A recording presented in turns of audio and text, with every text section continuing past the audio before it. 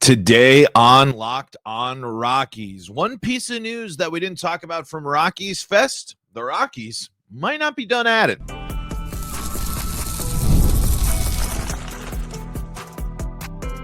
You are Locked on Rockies, your daily Colorado Rockies podcast, part of the Locked on Podcast Network, your team every day. Rock on Rockies fans, welcome into the Locked on Rockies podcast for today, the 29th day of January in the year 2025. I'm your host of the Locked on Rockies podcast, Paul Holden, bringing you your daily Colorado Rockies talk right here on the Locked on Podcast Network, where you can find your team every day. And if your team is the Colorado Rockies, guess what? You're in the right spot, because that's what we do around here, free and streaming on your favorite streaming services and on the Locked on Rockies YouTube channel, where you can be part of the show. You can fire off your Rockies hot takes. You can let me know what's on your mind when it comes to the Colorado Rockies by heading on over to the Locked on Rockies YouTube channel, clicking the like button on the videos, clicking that subscribe button, and firing off those Rockies hot takes. Today on the show, we're going to talk about the possibility of the Rockies adding to the bullpen, and we're also going to talk about the possibilities of who is going to close for the Colorado Rockies here as we rock and roll through the offseason here on the Locked on Rockies podcast. So thank you again so much for making us your first listen of the day. And again, just shout outs to all our everydayers out there. Today's episode is brought to you by FanDuel. Super Bowl 59 is here, and there's no better way to make every play more exciting than with FanDuel Sportsbook. New customers can bet just $5, and if you win, you'll score $200 in bonus bets. Download the app or head to FanDuel.com to get started. We're going to get started here with a piece of news that I did not talk about yesterday. It was mentioned as we were recapping Rockies Fest, and we were going over what was that the Rockies might not be done adding on to the team here. So this is one thing that they said here. I want to get the quote. Let me see. Bud Black says, "I don't think we're done signing guys." Schmidt was more specific. He says it would be in the bullpen, which kind of makes sense at this point here. You've built out some of those utility roster players. You've built out some of that other stuff there. So you're not necessarily sitting in a position where you need to add. Well, I guess how you would define that, you need to add versus want to add in, et cetera, et cetera. But the point is, this team could benefit from a little bit more, depth in the bullpen and a little bit more experience, I think, in the bullpen, because one of the things that I was sitting there and a little bit hesitant about last year was just the amount of use that Victor Vodnik got last year. Victor Vodnik was successful. Victor Vodnik was good. I'm not trying to say that this was something that they should not have done, but Victor Vodnik did have in last year. He was used a lot. He did end up seeing 73 innings last year. There, appearing in how many games was that? 64 games there. So again, not all the time, and certainly wasn't completely overloaded until I mean, in reality, he was pretty solid, just consistent, in the bullpen, finding that role for much of the season. He was with the Rockies throughout the whole season: April, May, June, July, August, September, all getting appearances there, a couple of appearances there at the end of March as well.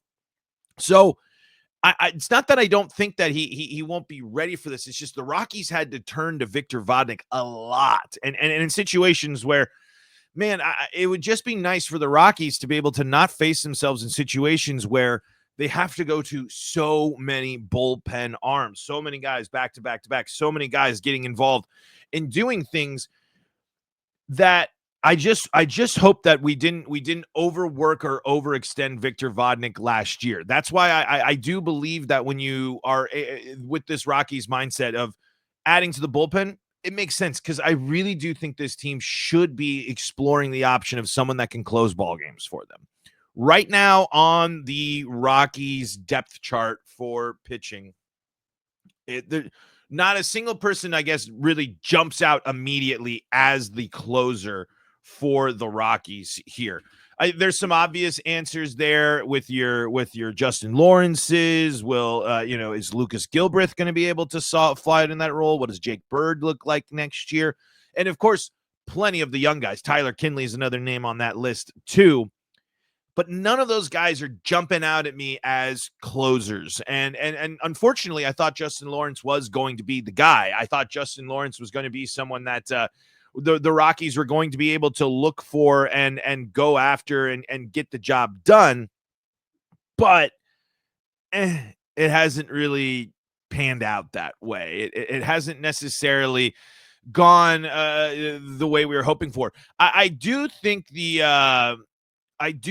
that the guys were that the bounce back is possible for Lawrence. I do believe some tweaking might help him.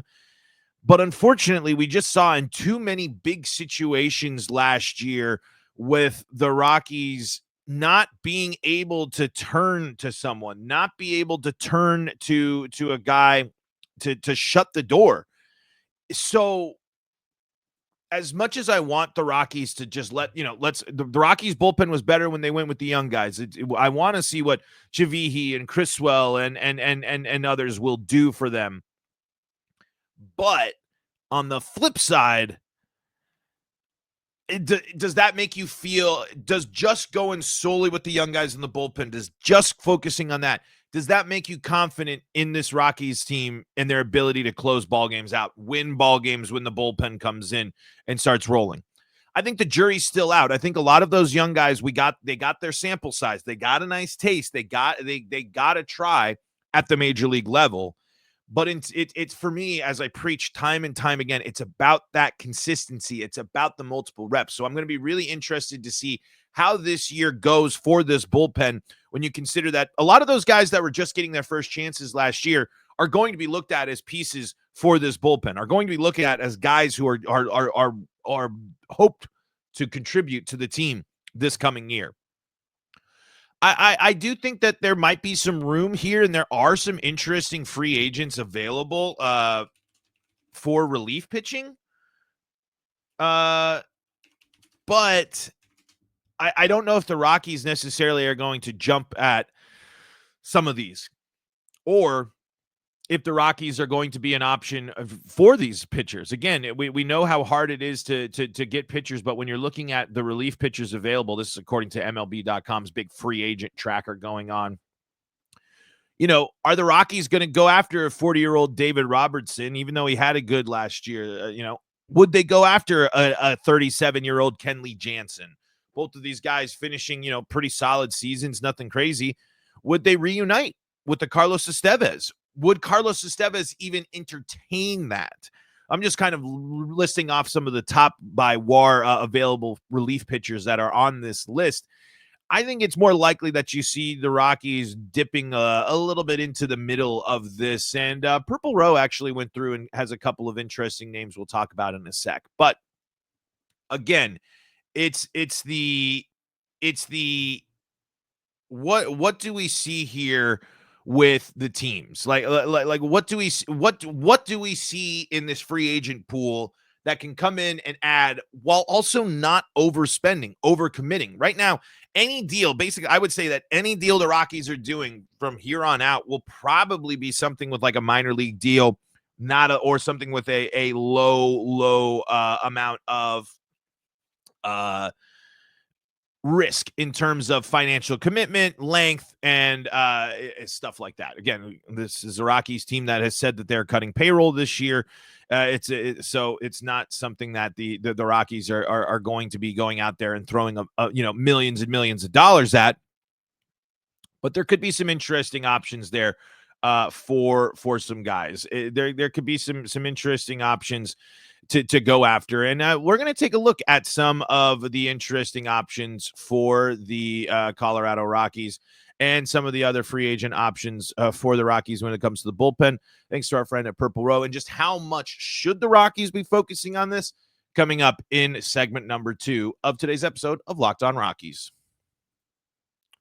Before we do that, though, got to let you know about the folks that help make this show possible. And that includes FanDuel. Super Bowl 59 is here. 1 game, 2 teams, endless possibilities. And there's no better way to make every play more exciting than with FanDuel Sportsbook. Whether it's predicting the first touchdown, calling the MVP, or even betting on the coin toss, FanDuel makes it easy to get on the action. With live betting all game long, you can adjust your bets as the game unfolds and feel the thrill from kickoff to the final whistle. The live betting feature lets you stay involved no matter what happens on the field, and the app is super easy to navigate. Plus, knowing that you can place a $5 bet and potentially win $200 in bonus bets for the Super Bowl, that's the icing on the cake. Download the app or head to FanDuel.com to get started. Bet just $5, and if you win, you're going to score $200 in bonus bets. That's FanDuel.com. Bet with FanDuel, official partner of Super Bowl 59.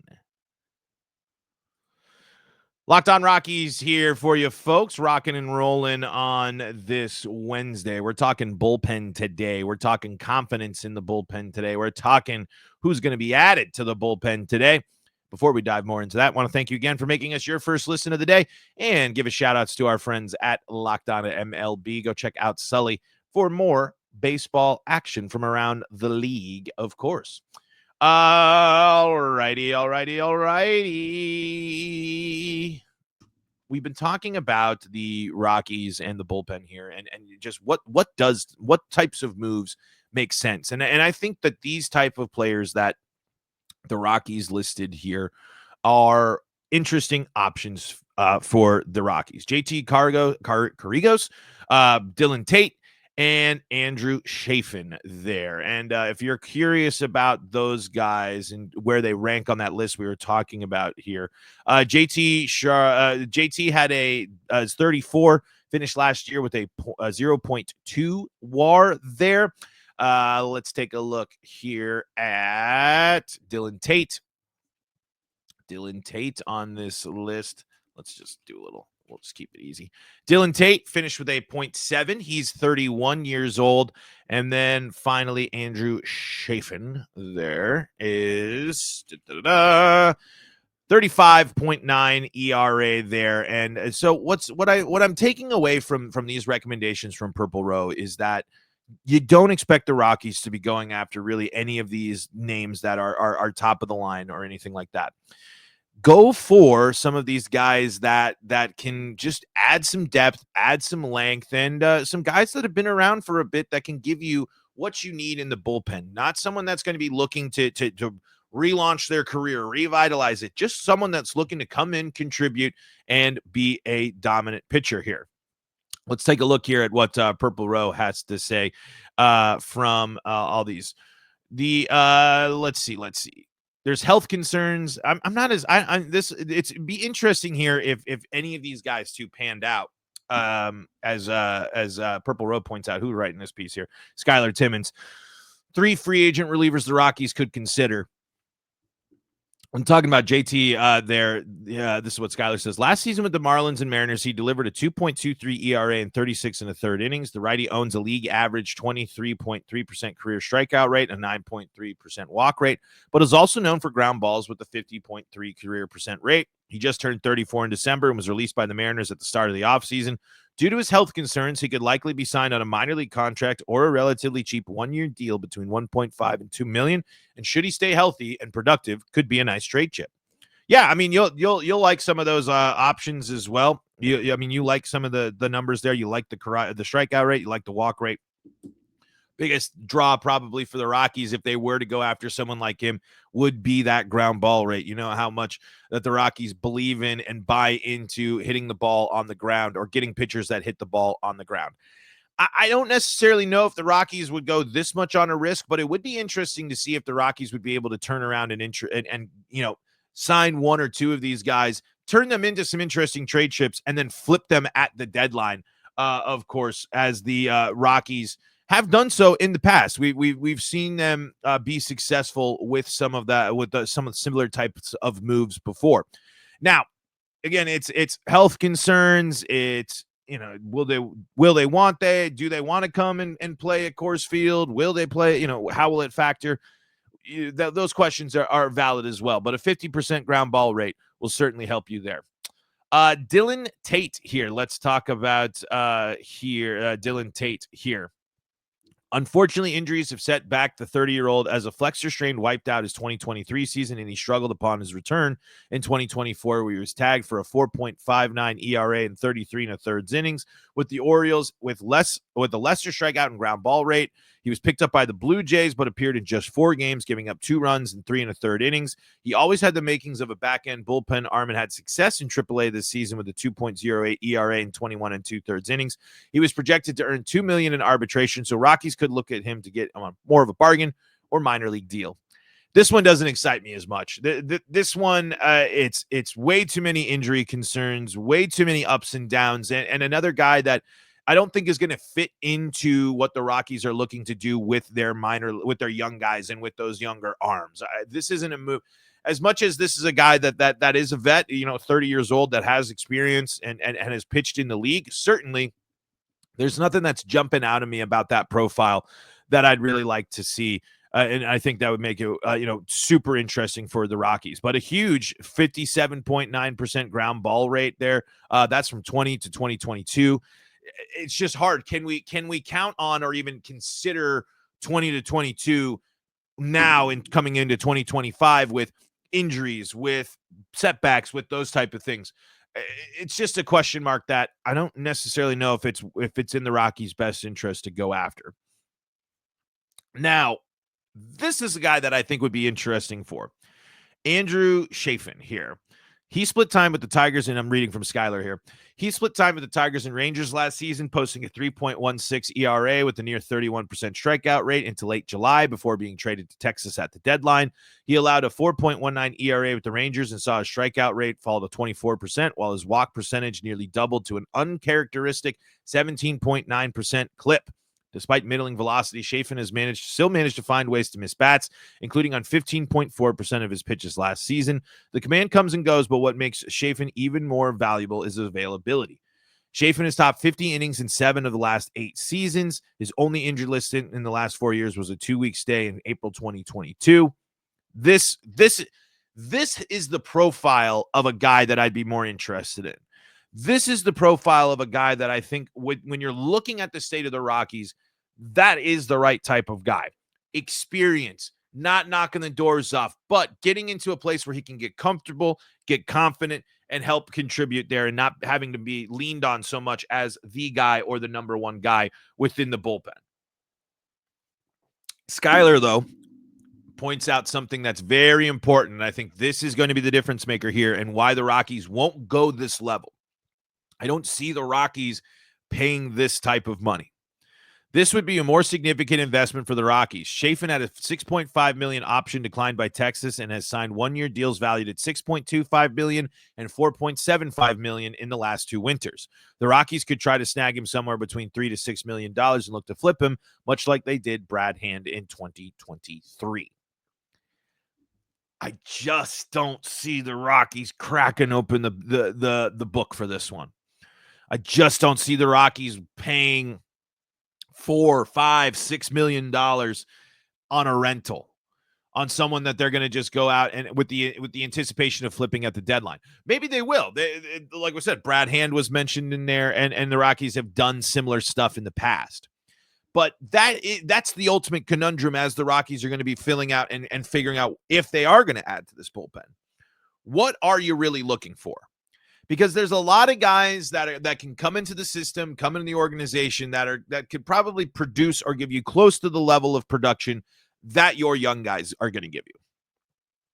But you can look on the flip side for a guy like Chafin, who has played across baseball, different atmospheres, different teams, different situations, different this, different that, to come in and show off some of his experience and also help out a little bit there. It's concerning to see the flips and the dips and the crazy trends that he experienced last year when it came to the strikeouts and the walks. But again, I wonder if being put in a different situation with the Rockies helps with the mental side of that and can help him just get into the groove of, hey, I'm here with the Rockies. My goal is to just go out there and do my job, hit the zone, be a pitcher that can control and miss bats and something that's interesting. what I liked about his profile over there too is I do think, again, the Rockies need to be adding more strikeout type guys into their system, into the rotation, into the bullpen. The Rockies need to bring in people that can miss bats. It can't just continue to be a super big focus on inducing weak contact, weak ground balls. We need to be able to have some guys come out and get strikeouts there, and that's something that Chafin can give you, and would be an option. But again, it's just the Rockies payroll cutting year. Are they gonna go out and spend a few $1 million on a guy that might only give you half a season? Is that really what they're looking for this year? Because again, as we've talked about a lot with position players, right? Anytime that you have a veteran relief pitcher come in and pitch innings, that takes away pitches from and innings from the young guys, from the development side, from the guys that need to be seeing more action at the major league level. So what type of investment and what type of commitment are you going to get out of that? I don't know. But I wouldn't mind if the Rockies are going to spend some money. If they are going to go out and spend a little bit of money to add to this bullpen, finding someone that can close ball games for them would be a really, really good step. And someone that's been in a closing situation before, someone that is ready for that, and then can work with Victor Vodnik, build him up, and then get Victor Vodnik into that, hey, this guy's bona fide, certified closer role. This is what he does. This is where he's successful. We'll see if that's how it pans out for the Rockies. But like I said, any moves that the Rockies still make this offseason, any moves that the Rockies make before or during spring training won't be earth-shattering, groundbreaking moves. But there could be some guys that can add some depth into this bullpen, and could be some guys that could add some stuff that make this team better there in a spot where they really, really struggled with last year. The Rockies cannot afford to let their bullpen let them down the way it did last year. Far too many games were lost late. Far too many leads were blown late. The Rockies bullpen has to be a much, much better unit, whether that be leaning on just the young guys and hoping and praying, or adding in some veteran talent that's going to build out and pad out that bullpen. So we'll see how it all pans out. We'll see what the Rockies do. We'll see what they're able to do when it comes to the bullpen, because as much as I believe the starters coming back helps the starting rotation, the bullpen is still going to be something I'm going to kind of be like, I'll hold my breath on. Can't give the rotation a pass either. But the bullpen and the bullpen issues will be interesting to see how it gets going and what that looks like for the Rockies and how it shapes up. How much of a factor are these young guys going to be? How much of a role are the young Rockies bullpen who were successful last year? What will we see there for them this year? And how is the league adjusting to them? What is the league doing to react and adjust to this young Rockies bullpen and young Rockies core? We'll see how it all shakes out. We are heading into our break here, but we're going to come back, read your YouTube comments, close out the show. Don't go anywhere. This is the Locked On Rockies podcast. Folks, welcome back into Locked On Rockies. Paul Holden here, your Rockies fan extraordinaire, bringing you your daily Colorado Rockies talk. Chatting bullpen all day today. How confident are you in the bullpen? What's on your mind when it comes to the bullpen? Do you think the Rockies got the right pieces in place? Do you think the Rockies should go out and add to this bullpen? Let me know in the Locked On Rockies YouTube comment section below the video here. Best way to interact with the show. If you want to interact with the show, if you want me to see it, go on there and check it out there on the Locked On Rockies YouTube comment section. All right, so let's take a look at the YouTube comments here.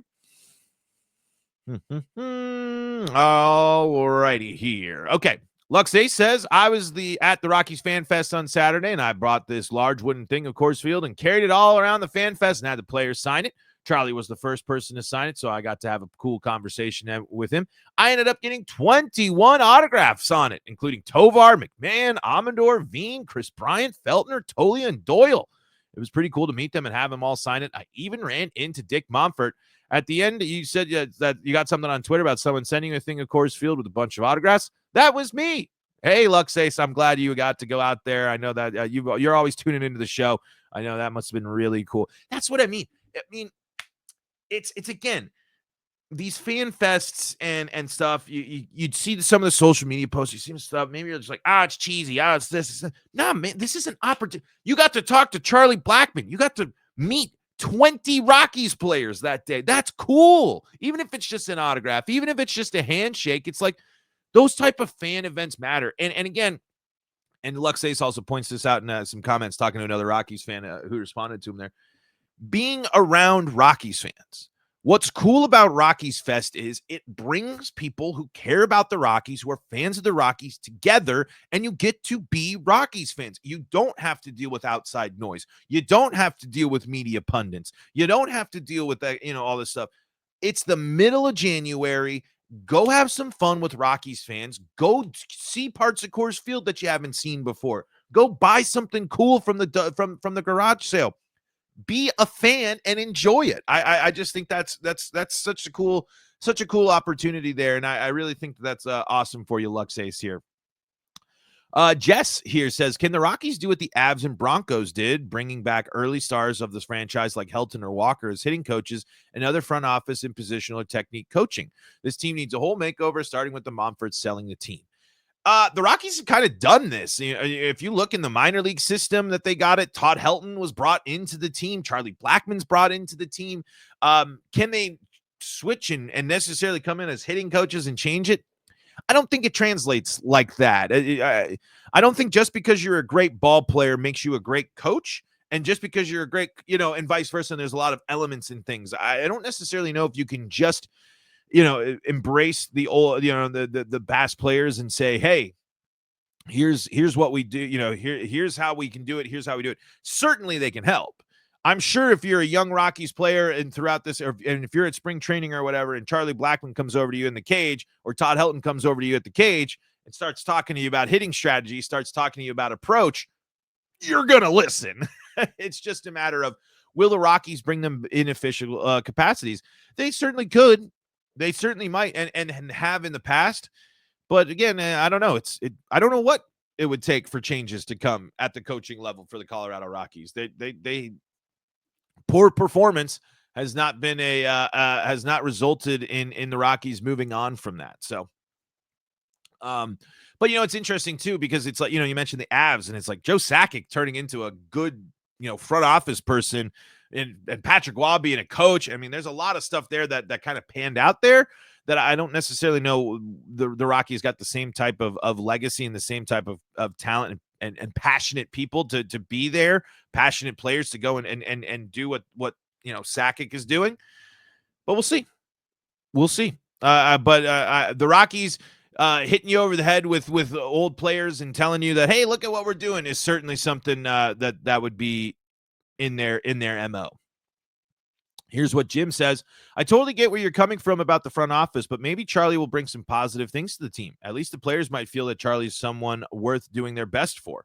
So, yeah, and Charlie Blackmon's role still very undefined. There's a couple of things that he'll do there, but it could just be that presence. It could just be, hey, look at what Charlie did. Look at what he embodies. Look at the work that he put in to get to where he was. And again, say what you will about playoffs, postseason, all that stuff, blah, blah, blah. Charlie Blackmon was very well respected throughout the game of baseball, very highly regarded against his competitors, and someone that demonstrated a work ethic that could set the standard and set the stage for these guys to see what it takes to be not only a Major League Baseball player, but a successful Major League Baseball player, an all-star, someone that can contribute and help teams get to the playoffs, as Charlie Blackmon did do during his time with the Colorado Rockies. Marco says, initially I thought bringing Chuck back into the fold was all positive, but you've given us extra things to consider.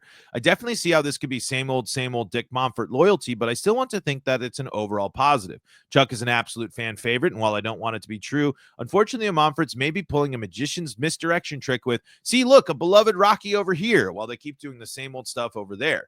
But as the manager says, that's baseball. At least that's baseball in the Mile High City. Right. And yesterday, I didn't want to get too, the role of Charlie Blackmon, the influence of Charlie Blackmon, and what his actual job in that capacity is. I don't know. I don't know how much of an impact it's going to be. And it's too early for me to sit here and say that, oh, it's already bad news. It's already Dick Monfort loyalty thing. but it follows the trends, right? It follows the stuff that we're familiar with, and it follows the history of the Rockies and their moves as well. So, but I do think the energy, the vibe, the personality, the person that is Charlie Blackmon is a plus. I think Charlie Blackmon's baseball knowledge is a plus. It just happens to also fall under that umbrella of Dick Monfort and the Colorado Rockies really valuing and really loving loyalty. And few people have been as loyal to the Colorado Rockies as Charlie Blackmon. Folks, that's going to do it for today's episode of Locked On Rockies. Thank you so much for joining us and making us your first listen of the day. Back in action here for you tomorrow. Don't miss out on that. What do you want me to talk about? What's on your mind when it comes to the Colorado Rockies? Put it in the Locked On Rockies YouTube comment section. Fire away with those hot takes. And folks, for your second listen of the day, go check out Locked On MLB with our guy Sully. And for your other second listen of the day, we got plenty of Colorado sports on the Locked On Podcast Network. Locked On Broncos, Locked On Avalanche, Locked On Nuggets, Locked On Buffs, free and streaming for you on your favorite streaming services. Until next time, I'm Paul Holden saying so long from the Locked On Rockies podcast.